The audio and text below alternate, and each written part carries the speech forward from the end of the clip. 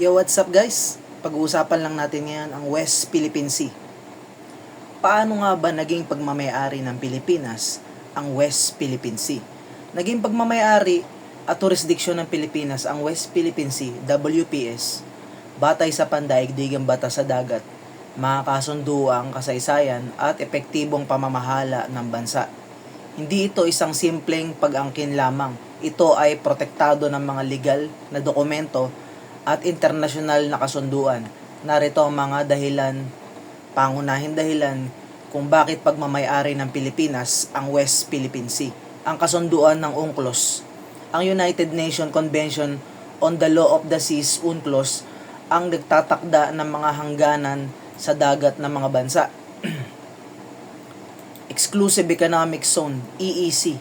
Ayon sa UNCLOS, ang bawat kapuluang bansa ay may karapatan sa 200 nautical miles na lawak ng dagat mula sa kanyang baybayin.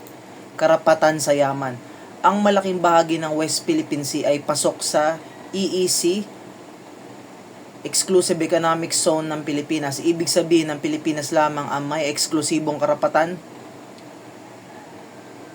duminig, gumamit at makinabang sa mga isda, langis at iba pang likas na yaman sa West Philippine Sea. Ang desisyon ng Arbitral Tribunal noong 2016.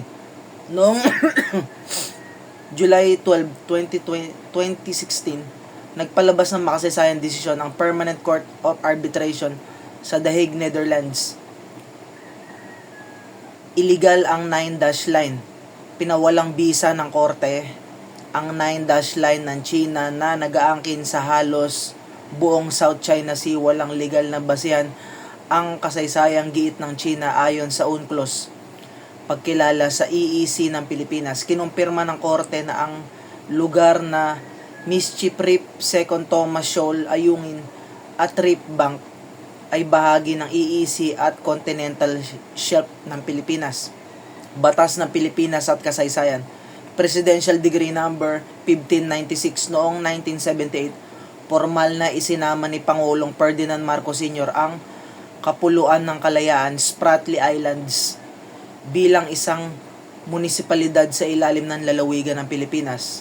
Administrative Order Number 29 noong 2012, opisyal na pinangalanan ng pamahalaan ng Pilipinas ang bahaging ito ng dagat bilang West Philippine Sea upang bigyan diin ang jurisdiksyon ng bansa.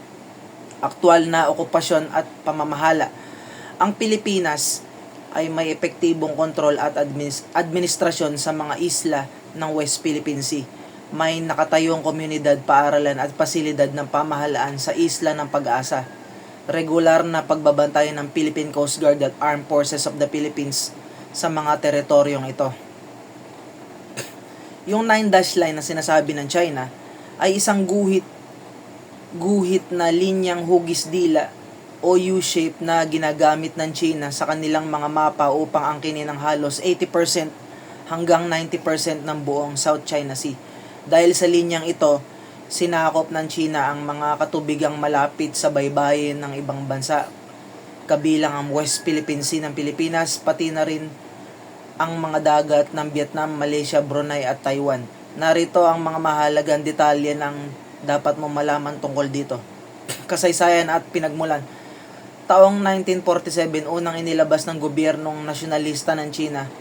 Kumintang ang mapa na ang 11-dash line, 11 guhit, 1953. Binawasan ito na at naging 9-dash line, 9 na guhit sa ilalim ng Partido Komunista ni Mao Zedong upang ibigay ang Gulf of Tonkin sa Vietnam bilang tanda ng pagkakaibigan. Pamakailan pagbabago. Noong mga nakaraang taon, naglabas din ng China ng mapa ng 10-dash line, 10 upang isama ang islang bahagi ng Taiwan. Ang alibay ng China, historical rights. Ipinaglalaban nila ang 9-dash line ay base sa kanilang kasaysayan ayon sa kanila. Sila raw ang unang mga nakatuklas nito. Ito ay haka-haka lamang ng China at ito ang kanilang pinapakalat nila. God bless you, Opis.